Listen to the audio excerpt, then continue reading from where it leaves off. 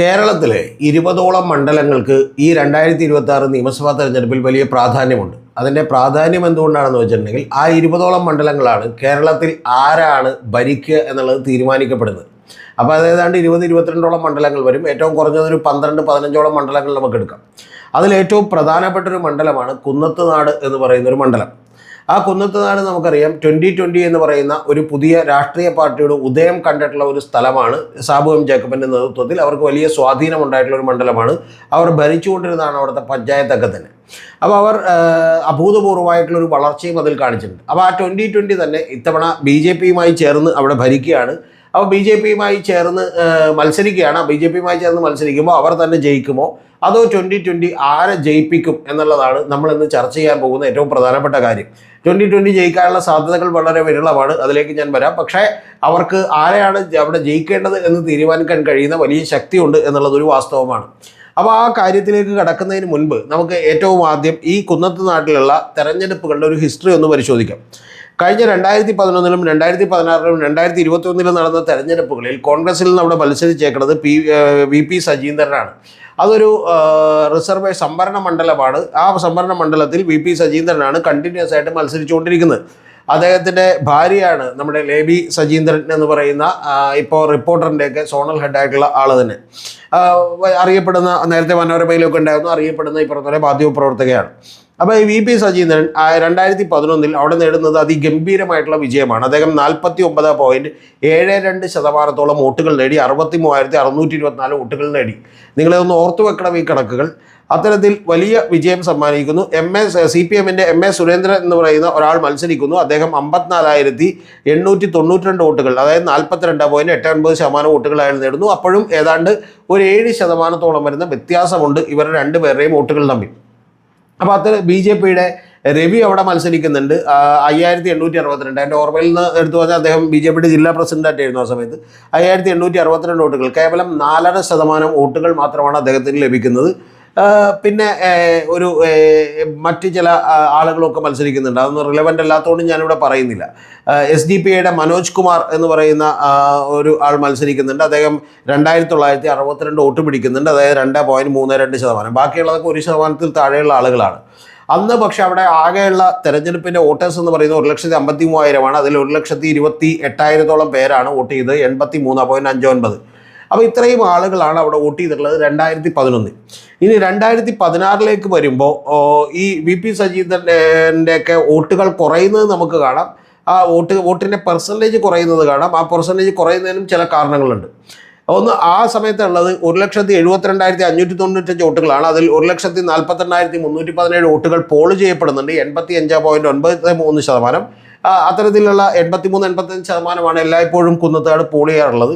അതിൽ സജീന്ദ്രൻ 65,445 വോട്ടുകൾ പിടിക്കുന്നു, എന്ന് പറഞ്ഞാൽ 44.13% വോട്ടുകൾ പിടിക്കുന്നു. ഓർക്കണം നിങ്ങൾ, 2011 5.5%, 5.59% കുറവാണ് എന്നുള്ളത് ഓർക്കണം. ഓക്കെ, അപ്പോൾ അത്തരത്തിൽ വോട്ടുകളുടെ വലിയ കുറവാണ് ഈ പറയുന്ന VP സജീന്ദ്രൻ ഉണ്ടാകുന്നത്. പക്ഷേ സജീന്ദ്രനാണ് ജയിക്കുന്നത്. അടുത്തത് CPMൻ്റെ ഷിജി ശിവജി എന്ന് പറയുന്ന ഒരു സ്ഥാനാർത്ഥിയാണ്. അവർ 42.32% വോട്ടുകൾ പിടിക്കുന്നു. പക്ഷേ അവർക്കും 0.57 എന്ന് പറഞ്ഞിട്ടുണ്ടെങ്കിൽ 0.5% വോട്ടുകൾ കുറയുന്നു, 62,766 വോട്ടുകൾ പിടിക്കുന്നു. പക്ഷേ വോട്ടുകളുടെ കാര്യത്തിൽ ഷിജി ശിവജി വലിയ മുന്നേറ്റമുണ്ടാക്കി 2016 എന്നുള്ളത് നമുക്കറിയാം. അത് സ്വാഭാവികമാണ്, കാരണം UDFൻ്റെ ഭരണം കഴിഞ്ഞ് LDF അധികാരത്തിലേക്ക് വന്ന സമയമാണ്. പക്ഷേ അപ്പോൾ പോലും അവിടെ സജീന്ദ്രനാണ് ജയിച്ചത്. ഒരു 3,000-ലധികം വോട്ടുകളുടെ വ്യത്യാസത്തിൽ സജീന്ദ്രൻ തന്നെയാണ് ജയിക്കുന്നത്, 3,000-ഓളം വോട്ടുകളുടെ വ്യത്യാസത്തിൽ. BJPയിലെ തുറവൂർ സുരേഷ് എന്ന് പറയുന്നൊരു ആൾ മത്സരിക്കുന്നു. കഴിഞ്ഞ തവണ BJP കിട്ടിയത് 4.5% വോട്ടുകളാണ്, 5,862. അത് ഏതാണ്ട് 3 ഇരട്ടിയാക്കാൻ വേണ്ടി ഈ പറയുന്ന തുറവൂർ സുരേഷ് കഴിയുന്നു. 16,459 വോട്ടുകളിലേക്ക് എത്തുന്നു, 11.10% എത്തുന്നു. കഴിഞ്ഞ തവണ കിട്ടിയത് 4.5%, ഇത്തവണ 11.10%. പിന്നെ ഒരു കുട്ടപ്പൻ എന്ന് പറയുന്ന ഒരാൾ മത്സരിക്കുന്നുണ്ട് SPയുടെ. അദ്ദേഹം 0.85%, PDPയുടെ ആൾ 0.44% ഒക്കെ വോട്ട് പിടിക്കുന്നുണ്ട്. ഇതാണ് ഈ 2011 നിന്ന് 2016 വരുമ്പോൾ തന്നെ വോട്ട് ഈ പറയുന്ന ആളുകളുടെ ഈ BJPക്ക് വളർച്ച ഉണ്ടായത് കൊണ്ട് തന്നെ, വോട്ടിംഗ് പെർസെൻറ്റേജ് കുറഞ്ഞത് കൊണ്ട് തന്നെ, പോൾ ചെയ്ത ആളുകളുടെ പെർസെൻറ്റേജ് കുറഞ്ഞുകൊണ്ട് തന്നെ ഇവർ രണ്ടുപേരുടെയും വോട്ടിംഗ് പെർസെൻറ്റേജിൽ കുറവുണ്ടാകുന്നു എന്നുള്ളതൊരു വാസ്തവമാണ്. അപ്പോൾ ഇത് ഒന്ന് ആലോചിച്ച് നോക്കണം നിങ്ങൾ. അപ്പോൾ പോലും 65,000 വോട്ടുകൾ വി പി സജീന്ദ്രനും 62,766 വോട്ടുകൾ സി പി എമ്മിൻ്റെ സ്ഥാനാർത്ഥിയും പിടിക്കുന്നുണ്ട് 2016. അതേസമയം 2021 വരുമ്പോഴാണ് ഒരു വലിയ ഷിഫ്റ്റ് നമുക്ക് കാണാൻ കഴിയുന്നത്. അന്ന് അവിടെ പി വി ശ്രീനിജൻ ജയിക്കുന്നത് 51,180 വോട്ടുകൾ പിടിച്ചിട്ടാണ്. എന്ന് പറഞ്ഞാൽ ഇപ്പോഴത്തെ നമ്മുടെ MLA-യും KG ബാലകൃഷ്ണൻ്റെ മരുമകനുമായിട്ടുള്ള അദ്ദേഹം ജയിക്കുന്നത് 51,180 വോട്ടുകൾ പിടിച്ചിട്ടാണ്. പ്രധാനപ്പെട്ട ഒരു കാര്യമുള്ളത്, കഴിഞ്ഞ തവണ CPM പിടിച്ചതിനേക്കാൾ LDF പിടിച്ചതിനേക്കാൾ 8.55% വോട്ടുകൾ കുറഞ്ഞ് 33.77% വോട്ടുകളാണ് അദ്ദേഹം പിടിക്കുന്നത്. 51,180 വോട്ടുകളാണ്. ഇന്ത്യൻ നാഷണൽ കോൺഗ്രസിൻ്റെ വി പി സജീന്ദ്രൻ പിടിക്കുന്നത് 42,463 വോട്ടുകളാണ്. അദ്ദേഹത്തിന് 12.15% വോട്ടുകൾ കുറഞ്ഞു കഴിഞ്ഞ തവണത്തേക്കാൾ. എന്ന് പറഞ്ഞാൽ 31.98%. അപ്പോൾ ഇത്രയും വലിയ, അതായത് ഈ രണ്ട് പാർട്ടികളിലെ സ്ഥാനാർത്ഥികൾ കൂടി കുറഞ്ഞായിട്ട് 21% വോട്ടുകളാണ്. അപ്പോൾ ഈ 20% വോട്ടുകൾ എങ്ങനെ കുറഞ്ഞു എന്നുള്ളത് നമ്മൾ ആലോചിക്കുമ്പോഴാണ് ആ സമയത്ത് അവിടെ 2020 പാർട്ടി വന്ന് മത്സരിക്കുന്നുണ്ട്. ആ മത്സരിച്ച് ഡോക്ടർ സുജിത് പി സുരേന്ദ്രൻ എന്ന് പറയുന്ന ഒരു സ്ഥാനാർത്ഥിയാണ്. ആ സ്ഥാനാർത്ഥി 41,890 വോട്ടുകൾ പിടിക്കുന്നു. 27.64% വോട്ടുകൾ പിടിക്കുന്നു. ഒന്ന് ആലോചിച്ച് നോക്കണം നിങ്ങൾ. അത്തരത്തിൽ വോട്ടുകൾ പിടിച്ചതുകൊണ്ട് ജയിക്കുന്ന ആൾക്ക് പോലും കേവലം 33% വോട്ടുകൾ മതി എന്ന് പറയുന്ന ലെവലിലേക്ക് പറയുന്ന കുന്നത്തുകാട് എത്തിച്ചേരുന്നു. പിന്നെ BJPയുടെ രേണു സുരേഷ് ഉണ്ട്. അവർ 7,056, അതായത് 4.66% വോട്ട് പിടിക്കുന്നു. അതായത് 2016 പിടിച്ച 11% നിന്ന് വീണ്ടും 2016 പിടിച്ച ശതമാനത്തിൽ നിന്ന് 2011 ലെവലിലേക്ക് അവരെത്തിച്ചേരുന്നു. പിന്നെ SDPയുടെ കൃഷ്ണൻ എലഞ്ഞിക്കൽ എന്ന് പറയുന്ന ഒരാൾ മത്സരിക്കുന്നു. 1,289 വോട്ട്, 0.85% വോട്ട് പിടിക്കുന്നു. ഇതാണ് അവിടുത്തെ സിറ്റുവേഷൻ എന്ന് പറയുന്നത്. ഇത് 2021 വരെയുള്ള. അപ്പോൾ ഒരു 33-35% വോട്ടൊക്കെ പിടിച്ചാൽ ആർക്കും തന്നെ ജയിക്കാൻ കഴിയും അവിടുത്തെ എന്നുള്ളതാണ് വാസ്തവം. മെജോറിറ്റി എന്ന് പറയുന്നത് PV ശ്രീനിജൻ എന്ന് പറയുന്ന ഇപ്പോഴത്തെ MLA-ക്ക് ഉണ്ടായ മെജോറിറ്റി 2,717 അതായത് കേവലം 1.81% വോട്ടുകളുടെ വ്യത്യാസമേ ഈ VP സജീന്ദ്രനും ശ്രീനിജനും തമ്മിൽ ഉണ്ടായുള്ളൂ എന്നുള്ളത് ചുരുക്കം. ഇനി നമുക്ക് 2024 ലോക്സഭാ തെരഞ്ഞെടുപ്പിലേക്ക് കൂടി വരാം. 2024 ലോക്സഭാ തെരഞ്ഞെടുപ്പിൽ UDFൻ്റെ ബെന്നി ബെഹനാൻ പിടിക്കുന്നത് ഈ മണ്ഡലത്തിൽ നിന്ന്, കുന്നത്താട് അസംബ്ലി മണ്ഡലത്തിൽ നിന്ന് മാത്രം 52,523 വോട്ടുകളാണ്. C രവീന്ദ്രനാഥ് പിടിക്കുന്നത് 32,089 വോട്ടുകളാണ്. NDA പിടിക്കുന്നത് 8,145 വോട്ടുകളാണ്.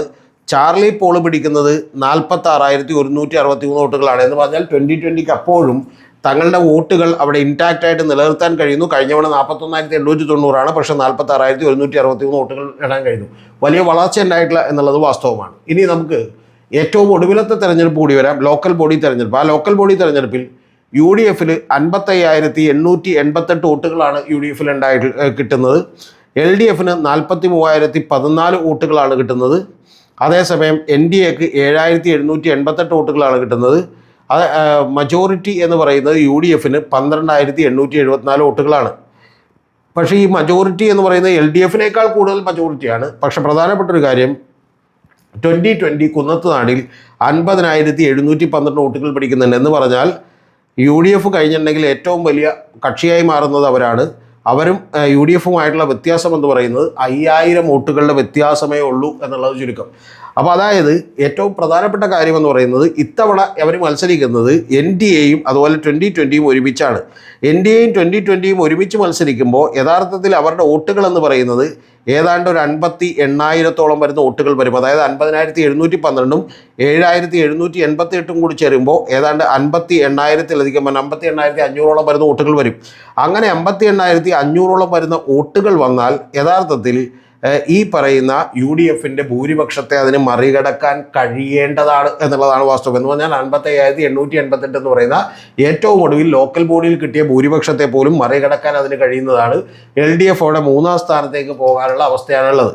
പക്ഷേ ഈ തെരഞ്ഞെടുപ്പിൽ അങ്ങനെ സംഭവിക്കുമെന്ന് ഞാൻ വിചാരിക്കുന്നില്ല. അതിൻ്റെ പ്രധാനപ്പെട്ട കാരണം അവിടെ VP സജീന്ദ്രൻ തന്നെ എളുപ്പത്തിൽ ജയിക്കാനാണ് സാധ്യത. അതിൻ്റെ ഏറ്റവും പ്രധാനപ്പെട്ട കാരണമെന്ന് പറയുന്നത് ഈ കഴിഞ്ഞ തവണ ലോക്കൽ ബോഡി തെരഞ്ഞെടുപ്പിൽ പോലും 2020 പിടിച്ചിട്ടുള്ള 50,712 വോട്ടുകൾ നിലനിർത്താൻ കഴിയുമെന്ന് അവിടെ 2020യുടെ നേതാക്കന്മാരും സാബു ജേക്കബ് പോലും വിചാരിക്കുന്നില്ല. അതിൻ്റെ പ്രധാനപ്പെട്ട കാരണം അവർ BJPയുമായി ചേർന്നതോടുകൂടി അവരുടെ ഒരു ഐഡന്റിറ്റി നഷ്ടപ്പെടുകയും അവർ കേരളത്തിൽ ഒരു വലിയ മാറ്റം കൊണ്ടുവരാനുള്ള ഒരു പ്രസ്ഥാനമായി തീരും എന്നുള്ള വിശ്വാസമൊക്കെ നഷ്ടപ്പെടുകയും അവർക്ക് സ്വാഭാവികമായി കിട്ടിക്കൊണ്ടിരുന്ന ഒരു ക്രിസ്ത്യൻ കമ്മ്യൂണിറ്റിയിലെ വോട്ടുകളൊക്കെ തന്നെ സ്പ്ലിറ്റ് ആവുകയും അവരിൽ നിരവധി ആളുകൾ കോൺഗ്രസിലേക്ക് മടങ്ങിപ്പോവുകയും ഒക്കെ ചെയ്തിട്ടുണ്ട് എന്നുള്ളതൊരു വാസ്തവമാണ്.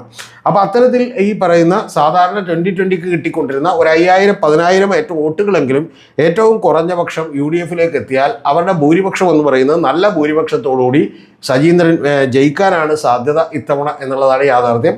പക്ഷേ ഇതിന് വെല്ലുവിളിയാകുന്ന ഏക കാര്യമെന്ന് പറഞ്ഞിട്ടുണ്ടെങ്കിൽ PV ശ്രീനിജനെ സംബന്ധിച്ചിടത്തോളം അദ്ദേഹം നിരവധി സ്ഥലങ്ങളിൽ എത്തിച്ചേരാൻ ശ്രമിക്കുകയും അവിടെ വലിയ ബന്ധങ്ങൾ ഉണ്ടാക്കാൻ ശ്രമിക്കുകയൊക്കെ ചെയ്തിട്ടുണ്ട്. പക്ഷെ അതൊക്കെ തന്നെ വലിയ തോതിൽ അങ്ങോട്ട് ഫലവത്തായിട്ടില്ല എന്നുള്ളത് കൂടിയാണ് എനിക്ക് മനസ്സിലാക്കാൻ കഴിയുന്ന ഒരു കാര്യം.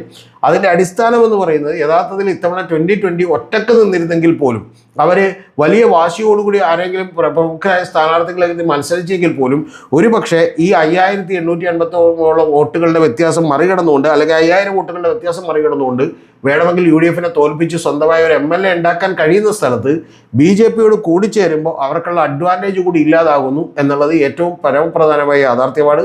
കൂടാതെ BJPയുടെ ആളുകൾ 7788 വോട്ടുകളിലെ വളരെ ചെറിയ വോട്ടുകൾ മാത്രമേ ഉള്ളൂ. പക്ഷേ ആ വോട്ടുകൾ കഴിഞ്ഞ തവണ അവർക്ക് കിട്ടിയിട്ടുള്ള 16459 വോട്ടുകളുണ്ട് 2016-ൽ. അതിലേക്കൊന്നും എത്തിച്ചേരാൻ കഴിയുമെന്ന് അവരും വിചാരിക്കുന്നില്ല. അപ്പം അങ്ങനെ എത്തിച്ചേർന്നാൽ ശരിക്കും വന്നിട്ടുണ്ടെങ്കിൽ 2016 വോട്ട് BJPക്ക് അവിടെ പിടിച്ചിരുത്താൻ പറ്റിയാൽ 2020 വോട്ട് കൂടി പിടിച്ചിരുത്താൻ പറ്റിയാൽ ഈസി ആയിട്ട് ജയിക്കും. പക്ഷെ അത് ജയിക്കാൻ കഴിയാത്ത ചില സാഹചര്യങ്ങൾ അവിടെ രൂപപ്പെട്ടിട്ടുണ്ടെന്നുള്ളതും 2020യുടെയും സാബോം ജേക്കബിൻ്റെയും ഒക്കെ ക്രെഡിബിലിറ്റി വലിയ തോതിൽ ചോദ്യം ചെയ്യപ്പെട്ട് തുടങ്ങിയിട്ടുണ്ട് എന്നുള്ളതുമൊക്കെ തന്നെ യാഥാർത്ഥ്യമാണ്. ഇവർ മറ്റാരെങ്കിലും സഹായിക്കാനാണോ ഇത്തരത്തിലുള്ള ഒരു മത്സരത്തിൽ നിൽക്കുന്നത് എന്നുള്ള സംശയങ്ങൾ പോലുമുണ്ട്. അത് യഥാർത്ഥത്തിൽ ശ്രീനിജനെ ആയിരിക്കുമോ അല്ലെങ്കിൽ ഈ പറയുന്ന സജീന്ദ്രനെ ആയിരിക്കുമോ തുണക്കുക എന്ന് പറയുന്ന വലിയ ചോദ്യങ്ങളൊക്കെ തന്നെ ഉണ്ട്. പക്ഷേ എന്തൊക്കെ തന്നെ ആരൊക്കെ തന്നെ ശ്രമിച്ചാലും അത് യഥാർത്ഥത്തിൽ ഇത്തവണ UDFിനെ തുണക്കും എന്നുള്ളത് കൂടിയാണ് ഞാൻ വിചാരിക്കുന്നത്. അതുകൊണ്ട് 2020യുടെ ഈ BJP വാദം ജയിപ്പിക്കാൻ പോകുന്നത് അവിടെ കുന്നത്തുനാടിൽ UDFിനെ ആയിരിക്കും. കാരണം കുന്നത്തുനാട് സ്വാഭാവികമായും തന്നെ ഒരു UDF ലീനിയൻ്റ് ആയിട്ടുള്ള മണ്ഡലമാണ് എന്നുള്ളത് കൂടിയാണ് യാഥാർത്ഥ്യം.